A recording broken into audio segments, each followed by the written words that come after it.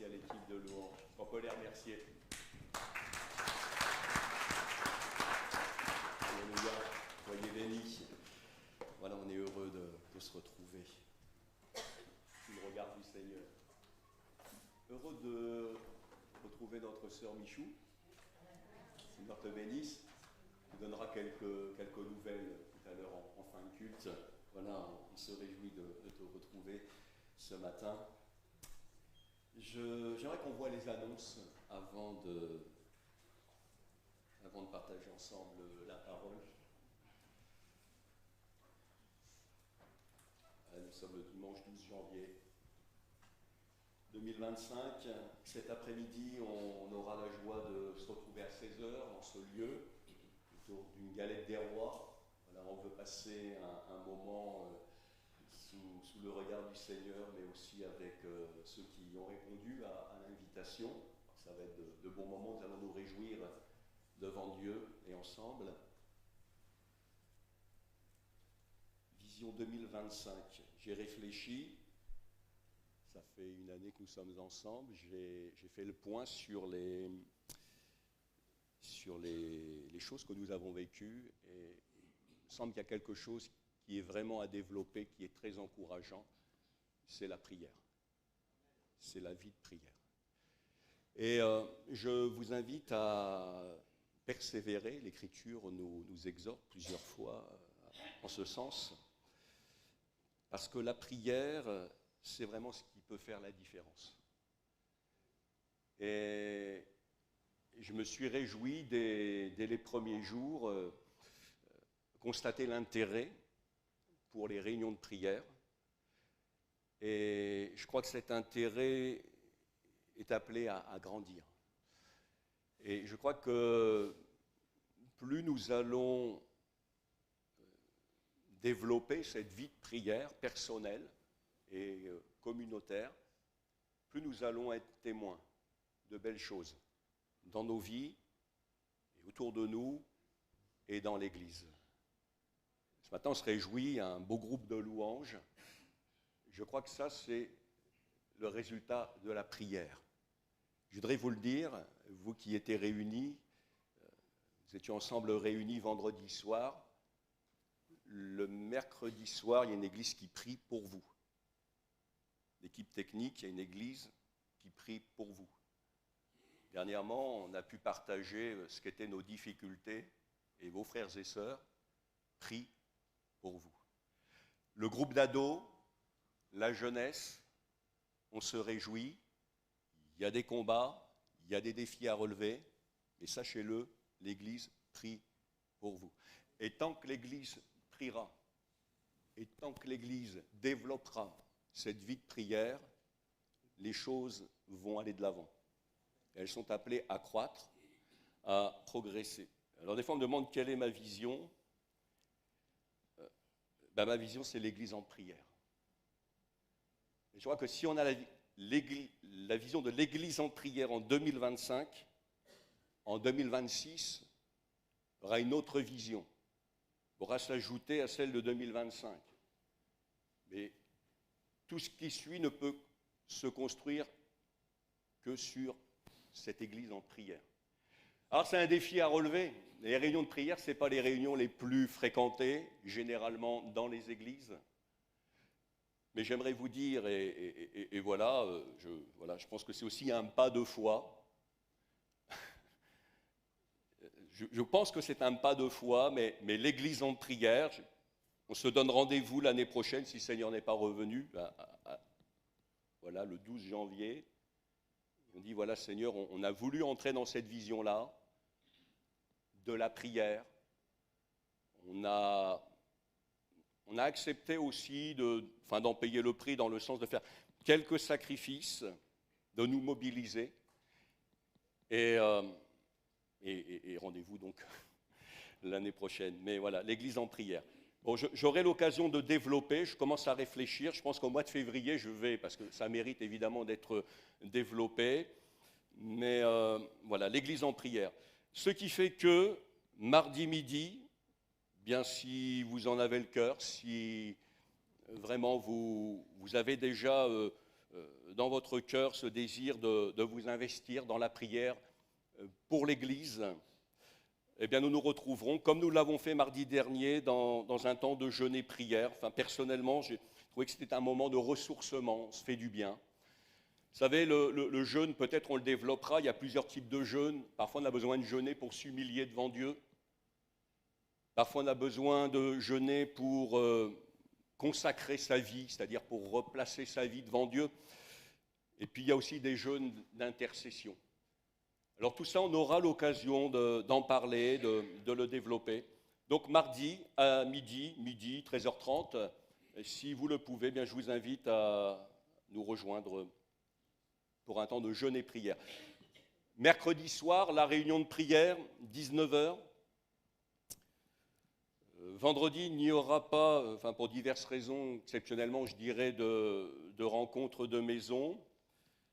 Je pense que c'est bien qu'on puisse aussi réfléchir sur des réunions de prière dans les maisons. Ça fait partie aussi des réflexions. Samedi, les ados à 18h. Merci de votre participation.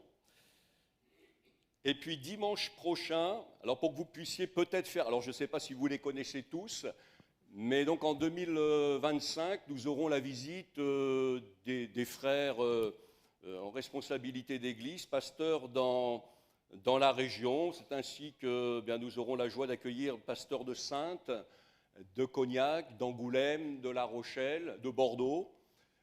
Voilà, donc, enfin moi, je ne les connais pas tous et je crois que c'est bien aussi de se découvrir, de se connaître. Donc dimanche prochain, on aura la visite du pasteur Clément Attinsounou, pasteur à Saintes. Voilà, donc dimanche à 10h. Et puis, bien voilà, les réseaux sociaux, vous pouvez retrouver aussi diverses informations. On va demander au Seigneur sa grâce et puis on va partager. Seigneur, merci pour ta bonté envers nous, pour ta fidélité. C'est vrai que ce matin, nos yeux sont fixés sur toi. Nous voulons être centrés sur ta personne. Notre désir, c'est de vivre un moment de ressourcement spirituel, c'est d'être encouragé, c'est d'être fortifié. Je te prie de m'accorder, Seigneur, cette grâce dont j'ai besoin pour apporter ta parole à mes frères et sœurs. Seigneur, je ne te demande pas l'éloquence, je te demande simplement de me permettre d'apporter par l'Esprit quelques pensées qui pourront, Seigneur, s'imprimer dans leur cœur pour leur permettre et pour nous permettre, Seigneur, de progresser dans notre marche avec toi, dans notre service pour toi. Nous prions pour ces moments, afin que rien ne puisse, dans nos pensées, Seigneur, nous distraire de l'essentiel. Nous sommes venus ce matin pour toi. Et notre désir, c'est que tu puisses encore parler à nos cœurs. Seigneur, je te le demande ce matin, permets-moi d'être en bénédiction à mes frères et sœurs. Permets-nous de vivre ensemble cette bénédiction. Seigneur, nous te le demandons dans le nom de Jésus et pour ta gloire. Amen. Amen. Un titre peut-être mystérieux, je ne sais pas. Une question, toi, qui es-tu? Parfois on connaît bien les autres ou on croit les connaître, mais est-ce qu'on se connaît soi-même? Un texte, si vous voulez bien. J'aurais peut-être besoin de l'aide de la technique, je ne sais pas. Est-ce que c'est moi qui ai la main? A priori, non. Dans l'évangile de Jean, chapitre 1er, au verset 19, voici le témoignage de Jean lorsque les Juifs envoyèrent de Jérusalem des sacrificateurs et des Lévites pour lui demander « Toi, qui es-tu » Il déclara, et ne le nia point, il déclara qu'il n'était pas le Christ. Alors ils lui demandèrent « Quoi donc? Es-tu Élie » Il dit « Je ne le suis point. » « Es-tu le prophète » Il répondit « Non. » Ils lui dirent « Alors qui es-tu » afin que nous donnions une réponse à ceux qui nous ont envoyés. « Que dis-tu de toi-même » Moi, dit-il, je suis la voix de celui qui crie dans le désert, aplanissez le chemin du Seigneur, comme a dit Ésaïe le prophète. Amen. Toi, qui es-tu ? Je vous invite ce matin à réfléchir sur qui nous sommes dans le Seigneur. J'ai donné pour titre « Moi, qui suis-je » ? Moi, qui suis-je ? Alors on ne va pas s'embarquer dans les méandres de la psychologie, certainement très utile, mais c'est quand même bien de réfléchir à la lumière de l'Écriture. Je ne dis pas sur ce que nous sommes, mais sur qui nous sommes. Toi, qui es-tu ? Les gens s'interrogent. Ils s'interrogent vous concernant. Et ils s'interrogent au sujet de votre foi. Ils s'interrogent au sujet de qui vous êtes, parce qu'ils vous voient vivre. Et c'est vrai, et je pense que c'est bon signe quand ce constat est fait. Le chrétien, c'est quelqu'un qui est perçu comme différent. J'espère, mes frères et sœurs, qu'on vous perçoit comme des gens différents. C'est important que le monde dans son sens spirituel, puisse reconnaître en nous des gens différents. Quand les gens voyaient Jean-Baptiste, ils voyaient quelqu'un de différent. Certains l'ont trouvé bizarre. Un jour, quelqu'un m'a dit, on est tous le bizarre de quelqu'un. Vous êtes le bizarre de quelqu'un, mes frères et sœurs. Et c'est vrai, on est tous le bizarre de quelqu'un. Jean-Baptiste, il était bizarre. Il ne vivait pas comme les autres. Il ne mangeait pas ce que mangeaient les autres, il ne s'habillait pas comme les autres. Il était bizarre. Jésus, il était vraiment bizarre. Les disciples de Jésus, quand même bizarre leur manière de vivre, d'être. Cela dit, les gens sont interpellés. Et si nous interpellons les gens par nos paroles, par notre attitude, c'est bon signe. Ça veut dire que, bien, il y a cet esprit de grâce qui est sur notre vie.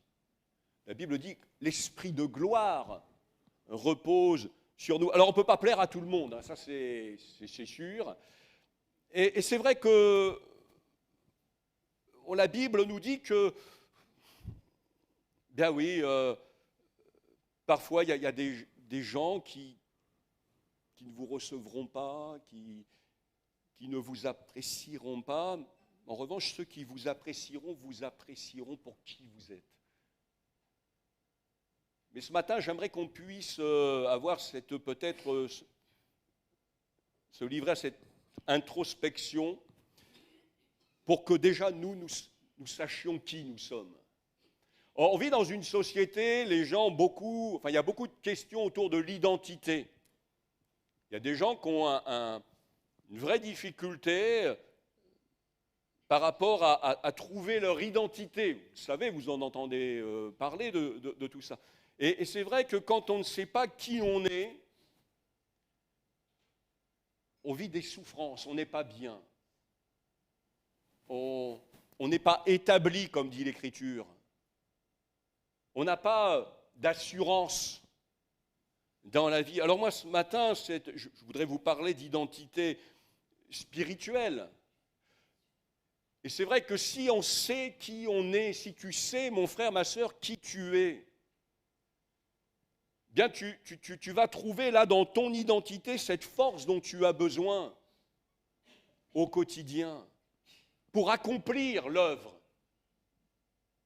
à laquelle le Seigneur t'a appelé. Toi, qui es-tu ? Il y a ce texte dans l'Évangile, Matthieu chapitre 16, verset 13.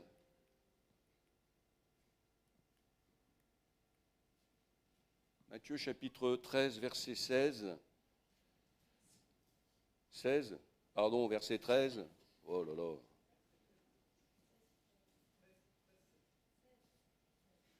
C'est bien le chapitre 16 ?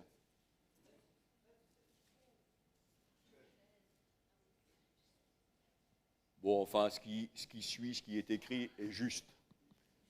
Je vais vous rassurer. Jésus étant arrivé dans le territoire de Césarée de Philippe, demanda à ses disciples, « Qui dit-on que je suis ?»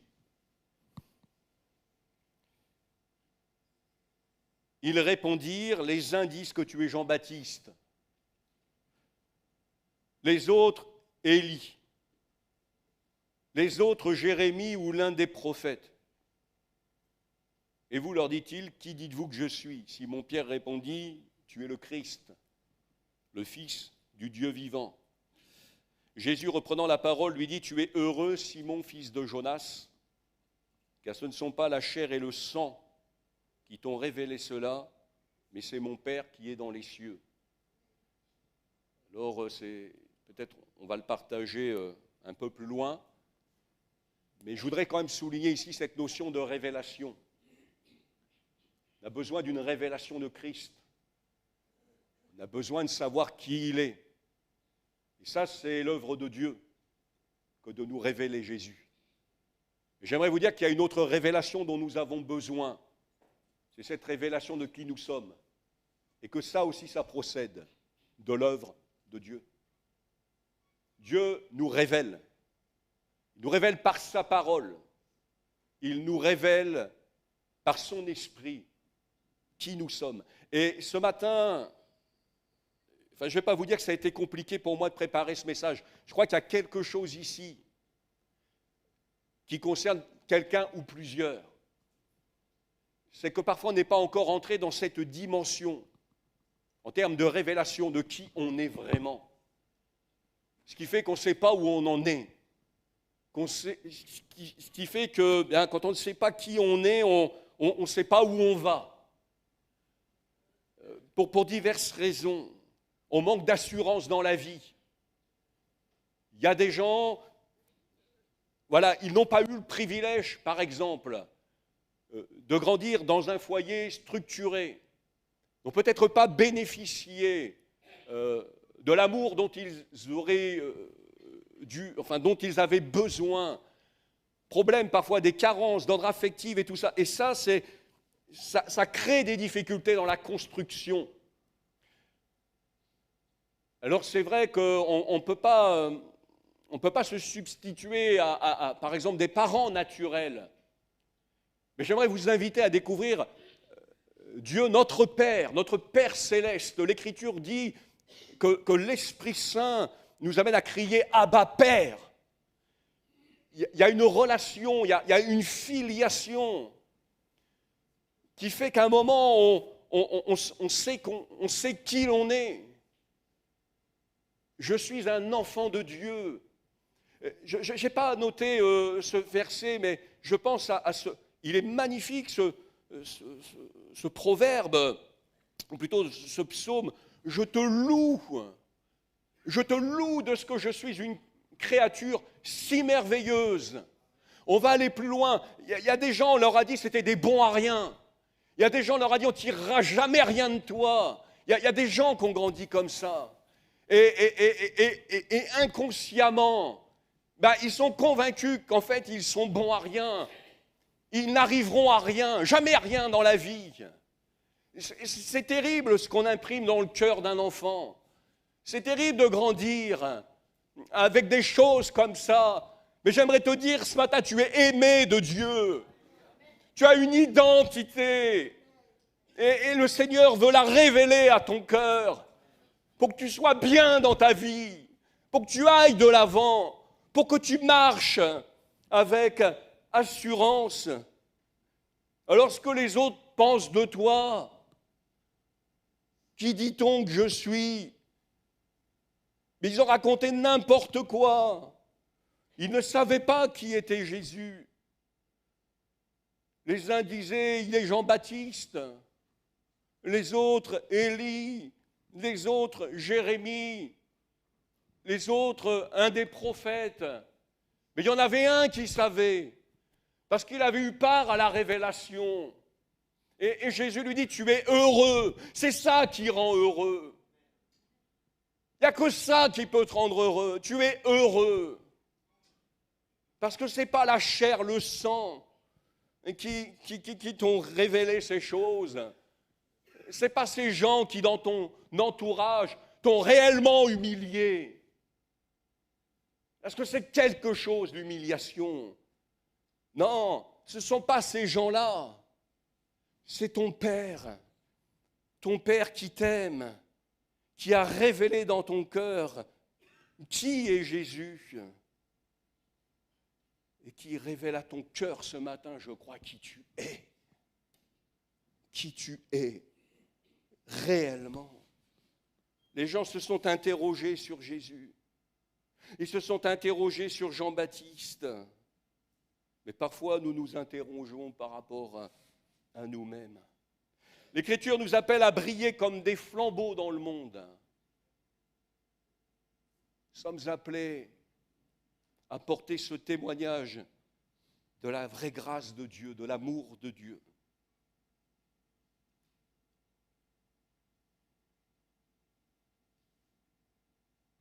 Pour répondre à la question « Qui es-tu ?», il faut savoir qui on est. Je ne sais pas si ça vous est déjà arrivé de vous retrouver en situation un peu inconfortable sur votre lieu de travail ou dans la famille, mais c'est quoi ta secte là ? Et là où tu vas mettre là, les pieds le dimanche matin, qu'est-ce que tu vas faire ? Je t'ai vu là-bas, là, c'est quoi ce truc-là ? Bon, une église, on sait ce que c'est, hein. L'église, elle est un peu plus haut, mais là, petit bâtiment, là, ils font quoi les gens là-dedans ? Qu'est-ce qu'ils y font ? Et moi, je voudrais te poser la question ce matin, qu'est-ce que tu viens y faire ? Est-ce que tu sais pourquoi tu es là ? Je vais dire une chose, il y a deux publics ce matin. Et je le dis, je veux blesser personne, je veux dire la vérité. Il y a le public qui sait pourquoi il est là, parce qu'il sait qui il est. Et puis il y a ceux qui accompagnent. Il y a ceux qui ne savent pas qui ils sont. Et j'aimerais vous dire, ça peut changer. À un moment donné, Dieu peut se révéler à ton cœur que lorsque tu vas venir au culte le dimanche matin, tu ne vas plus venir au culte, tu vas venir rendre un culte à Dieu. Parce que tu sais qui il est et tu sauras qui toi tu es. Et ce que vont dire les gens, ils vont dire t'es un bizarre, mais c'est n'importe quoi ton truc. Ils vont te balancer des machins sur les réseaux sociaux, ça va être la honte et tout. Mais toi, t'en ficheras. Parce que dans ton cœur, toi, tu sais qui tu es. Les autres, ils ne savent pas. Ils vont chercher, là, ils vont aller à gauche, à droite, ils vont s'enivrer, ils vont se souiller, ils sont malheureux. Je ne juge pas. Des gens qui sont en quête d'identité, ils sont malheureux. Et toi, tu peux être heureux. Toi, tu peux être heureux. Par le biais d'une vraie rencontre, une rencontre personnelle avec Jésus. Alors ça fait comme d'habitude, je vais perdre les internautes et je ne sais plus où j'en suis au niveau de mes notes, c'est comme ça. C'est la Pentecôte. C'est la Pentecôte. Alléluia. On va quand même aller plus loin, on va raccrocher. Oui, pour répondre à la question « Qui es-tu ?», il faut savoir qui l'on est. Voilà, moi je ne sais plus qui je suis là. M'embrouille pas plus qu'il faut. Verset 23, « Moi, dit-il, voilà, on y est, je suis la voix de celui qui crie dans le désert. Aplanissez le chemin du Seigneur, comme a dit Ésaïe le prophète. » Jean-Baptiste, il sait qui il est. Il sait qui il n'est pas. Moi, je ne suis pas le Christ. Non. Vous y trompez pas, je ne suis pas le Christ. Par contre, il sait qui il est. Et ce qu'il est, il le sait à travers ce que l'Écriture dit de lui. Je voudrais vous dire ce matin que c'est à travers ce que dit l'Écriture, à travers le prisme, comme on dit, de ce que l'Écriture dit de vous qu'il faut vous voir.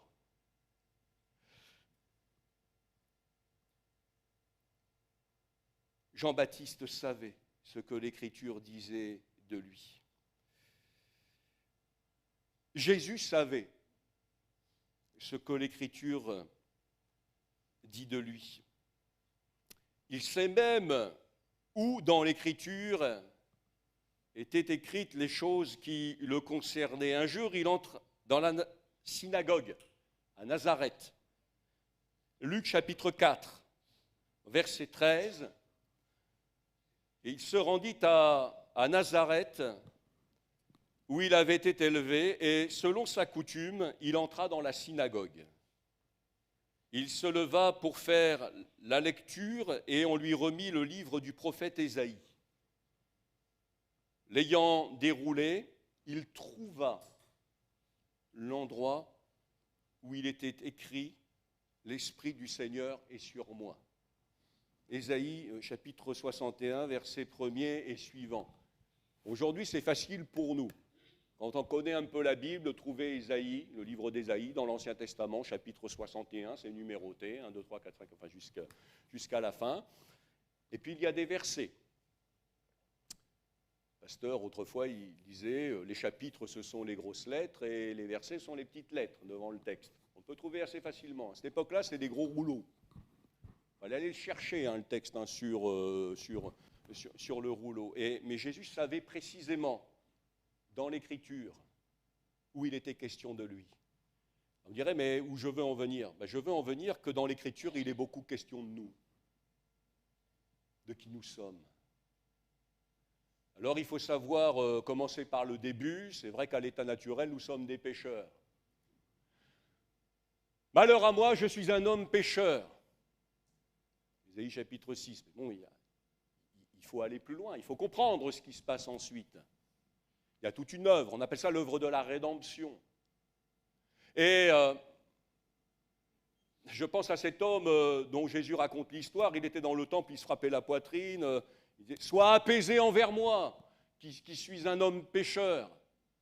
Alors oui, c'est ce que nous sommes à l'état naturel, mais Dieu ne veut pas nous laisser dans cette situation-là. Il nous rachète, il nous purifie, il nous justifie, il nous sanctifie, il fait de nous, il nous glorifie, enfin il fait de nous ses enfants. L'Écriture déclare que nous sommes héritiers de Dieu, co-héritiers de Christ.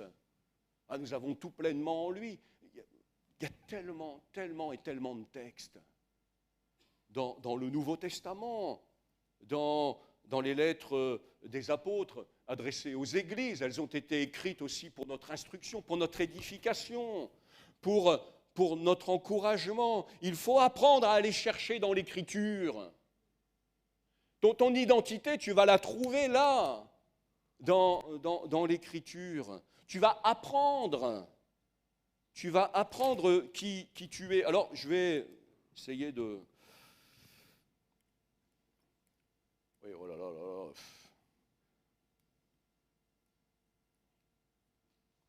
J'ai repris les versets.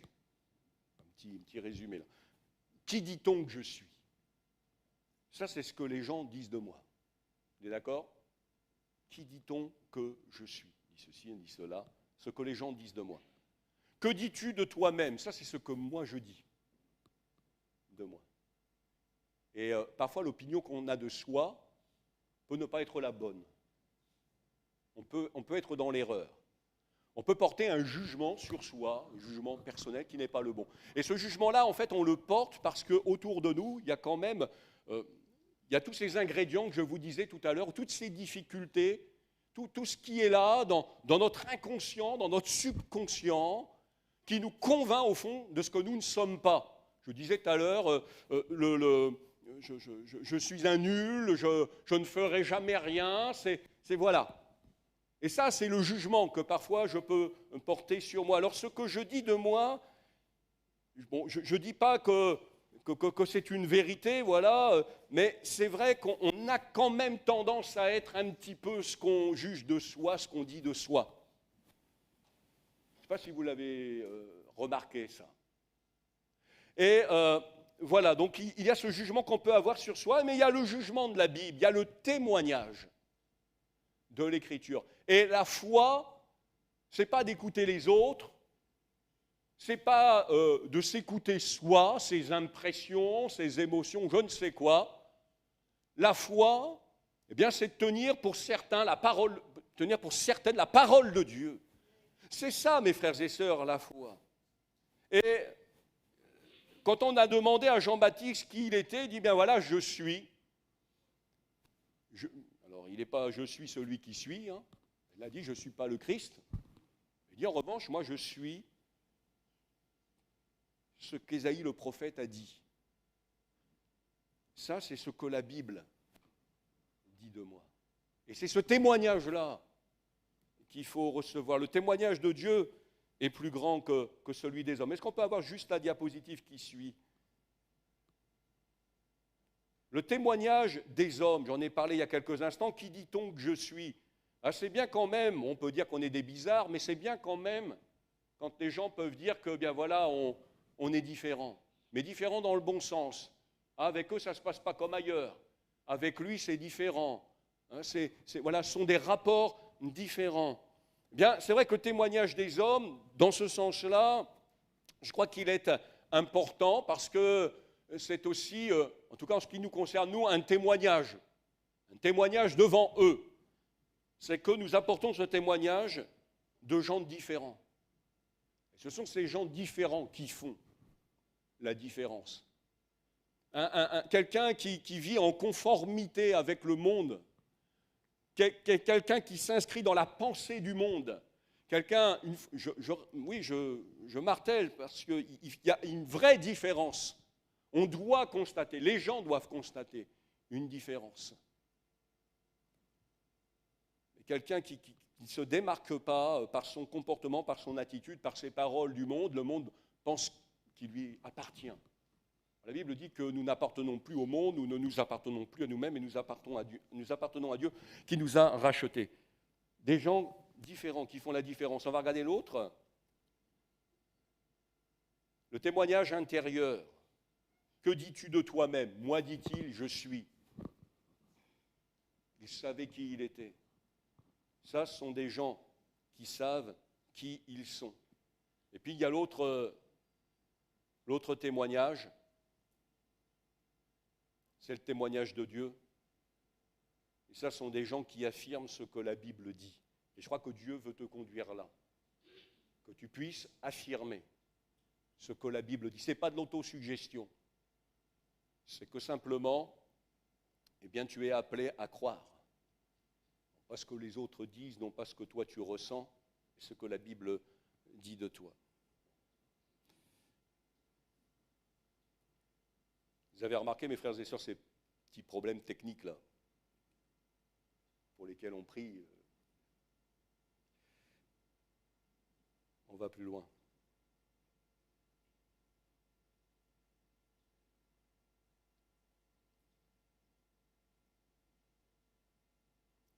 Toi, qui es-tu ? Toi, que dis-tu de toi-même ? Mes frères et sœurs, je veux déclarer sur ma vie ce que la Bible dit de moi. Je veux affirmer mon identité en Christ. Je suis un enfant de Dieu, un pécheur, sauvé par grâce. Pécheur sauvé par grâce, c'est beau. Dieu m'a racheté à un grand prix. Rendez-vous compte, il a donné Jésus-Christ, son Fils, pour sauver mon âme. Il m'a acquis. Je suis à lui. On le chante, ça, mais est-ce qu'on le réalise ? Il m'a choisi. Il m'a établi. J'ai longtemps été plein de scrupules, plein de complexes. Compliqué quand on démarre le ministère auprès de gens qui ont quand même un ministère d'une certaine étoffe. Vous arrivez un peu fébrile, un peu approximatif. voilà, devant l'assemblée des frères et sœurs qui sont là, qui sont en quelque sorte, ils sont suspendus à vos paroles. C'est pas facile au début. Et puis on est là, on dit mais t'es pas à la hauteur, tu vas pas y arriver. Et puis jamais de toute manière. Et puis t'es ridicule, et puis t'es nul. Ceux qui ont un petit peu d'expérience dans un service, on va dire, qui d'une certaine manière, un service avec une exposition publique. Je prends à témoin les musiciens, je prends à témoin ceux qui conduisent dans la louange. Ça vous est jamais arrivé de vous dire, ce matin-là, c'est... Allez, tiens, j'arrête tout. C'était jamais arrivé. C'était jamais arrivé. Ça arrive, ça. Alors qu'est-ce qu'on fait? On dit, ah ben non, je suis nul. Puis de toute façon, il avait raison. Je ne sais pas, mon père, ma mère, de toute façon, on n'arrivera jamais à rien. Qu'est-ce que tu vas faire? Mais n'importe quoi. Et ben, alors qu'est-ce qu'on fait là? On dit quoi? On dit, je suis nul, j'arrête. Deuxième prédication, mes frères et sœurs. Douloureuse. Première fois que je prêche, c'était un mardi soir, le pasteur il m'avait dit, tu prépares 10 minutes, un encouragement à la prière. Alors moi je prépare, je lui mets tout mon cœur. Puis vous savez, Dieu est bon, super. C'était, bien. Je prenais des intonations un peu comme les vieux pasteurs là. Les gens ils étaient contents, ça cadrait bien avec ce qu'ils attendaient, vous savez. Les églises comme ça, wow, bon, tendre Père Céleste. Voilà, et je ne veux pas faire offense à nos aînés, mais voyez, et on prend comme ça, je sais que les frères de la génération d'avant, ils prenaient aussi exemple sur... c'est comme ça, c'est la jeunesse. Et super, des encouragements à la fin. Mais la deuxième prédication, mes amis, le fiasco, aïe, aïe, aïe, aïe, aïe. Aïe, aïe, aïe. En plus, je ne sais pas ce qui s'est passé, c'était au printemps, et au fond, il y avait une petite fenêtre, et il y avait le soleil, il y avait les rayons du soleil, j'étais aveuglé, je ne voyais rien, je ne sais pas si je me cherche des excuses, là. Mais c'était mauvais, je n'y comprenais rien, je disais des choses, je ne savais plus où j'en étais. Aujourd'hui, ça m'arrive encore un peu. Mais je suis décomplexé, voyez-vous. Perdre mes notes, tout ça, ce n'est pas un drame. Parce qu'aujourd'hui, je sais qui je suis. Moi là, je peux dire, je sais à quoi le Seigneur m'a appelé, pas par prétention. Pas par prétention. Les prétentions, à un moment donné, vous savez, Dieu se charge de nous ramener sur terre. Hein. Mais ce que je veux dire, c'est que, il y a cette difficulté. Au début, on ne sait pas trop qui on est, mais après, on prend de l'assurance. Puis finalement, on s'en remet, c'est bon pour l'humilité. Hein. De temps en temps, une petite déconvenue, et puis on repart. On repart. Cette fameuse réunion, et puis un frère aîné dans la foi que j'aimais beaucoup. Aïe, aïe, aïe. J'étais devant, j'étais désolé, je vous promets, je pleurais. Je pleurais. Parfois on pleure, sur ce qu'on est ou sur ce qu'on n'est pas. Et alors là, frère, il pensait bien faire, mais ça m'a tué. J'étais assis, j'étais là, il arrive comme ça, puis il fait « ce sera mieux la prochaine fois ».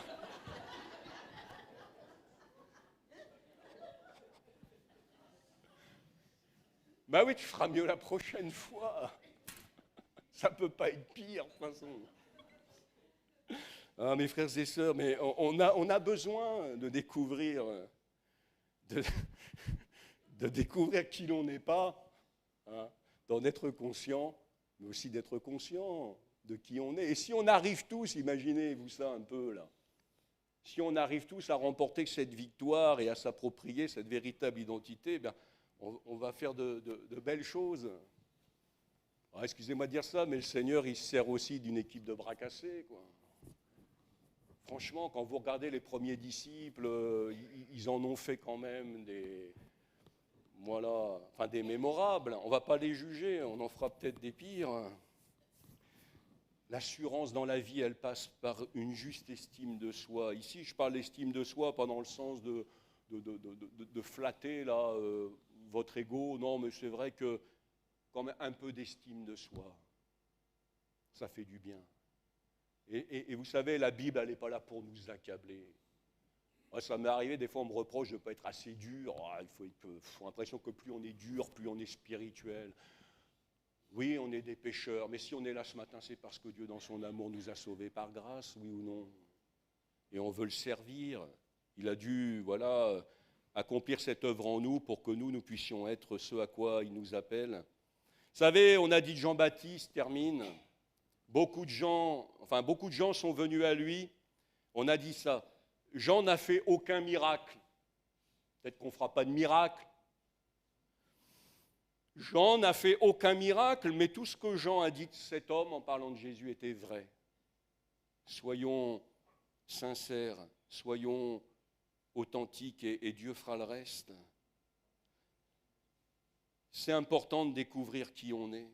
Il faut connaître le Seigneur, ce que je disais la semaine dernière, mais il faut aussi, après l'avoir découvert lui, découvrir ce que l'on est, qui l'on est, pour avancer dans notre marche avec Dieu, pour progresser dans notre service pour lui, pour avoir de l'assurance dans la vie.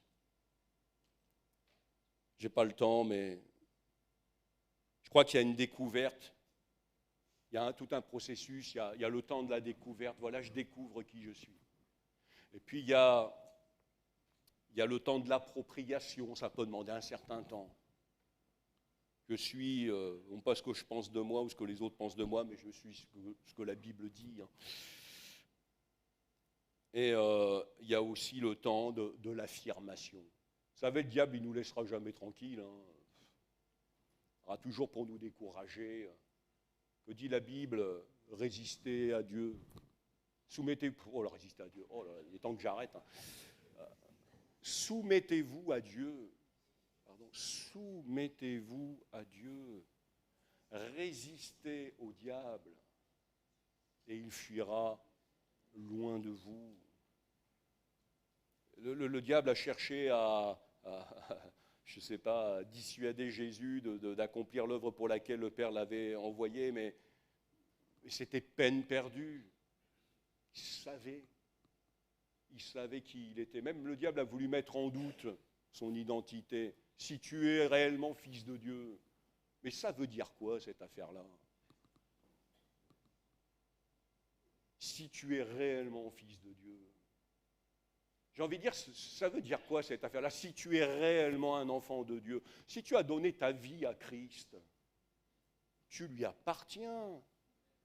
Qu'est-ce que c'est que cette affaire de remettre en question? Mais ça vient du diable, ça. Ça vient de l'ennemi de vos âmes. Alors, qu'est-ce qu'on fait? On se soumet à Dieu. Seigneur, c'est quoi ta volonté pour ma vie? Ma volonté pour ta vie, c'est que tu me serves. Alors, qu'est-ce que tu fais? Tu ne te poses pas de questions, tu le sers. Il y en a qui sont appelés à servir le Seigneur, là, dans différents services. Vous ne posez pas de questions, servez le Seigneur. Mais parce que c'est le Seigneur, mettez-y tout votre cœur. Appliquez-vous. Vous n'allez peut-être pas faire de miracle. Mais ce qui est certain, c'est que dans tout ce que vous allez faire, dans tout ce que vous allez dire, bien, il en ressortira que les gens diront, mais c'est vrai ça. C'est vrai. Oui, ils n'ont pas fait de miracle. Les gens qui courent après les miracles. Au temps de Jésus, on courait après les miracles. Oui, ils n'ont pas fait de miracle là, dans cette petite église. Mais je constate, effectivement, le témoignage qu'ils apportent. C'est le témoignage de la vérité. Alors moi, je sais qui je suis, tant bien que mal. Par la grâce de Dieu, je sais qui je suis. Je sais ce que je suis, apôtre Paul. Et toi, qui es-tu? On va prier. Peut-être l'équipe de louange va remonter, nous conduire dans un chant.